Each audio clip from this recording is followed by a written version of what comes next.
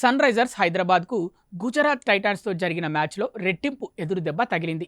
ఒకవైపు ఐపీఎల్ చరిత్రలోనే అతిపెద్ద ఓటమిని చవిచూడగా, మరోవైపు స్లో ఓవర్ రేట్ కారణంగా జట్టు కెప్టెన్ ప్యాట్ కమిన్స్కు 12 లక్షల జరిమానా పడింది.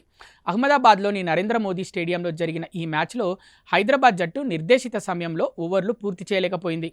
ఐపీఎల్ ప్రవర్తనా నియమావళి ప్రకారం ఈ సీజన్లో ఎస్ఆర్హెచ్కు ఇది తొలి తప్పిదం కావడంతో కెప్టెన్ కమిన్స్కు 12 లక్షల జరిమానా విధిస్తున్నట్లు ఐపీఎల్ యాజమాన్యం ఒక ప్రకటనలో స్పష్టం చేసింది. ఈ జరిమానాతో ఓటమి బాధ మరింత పెరిగినట్లయింది. ఈ మ్యాచ్లో తొలుత బ్యాటింగ్ చేసిన గుజరాత్ టైటాన్స్ సాయి సుదర్శన్, వాషింగ్టన్ సుందర్ అద్భుతమైన అర్ధశతకాలతో 20 ఓవర్లలో 5 వికెట్లకు 168 పరుగులు చేసింది.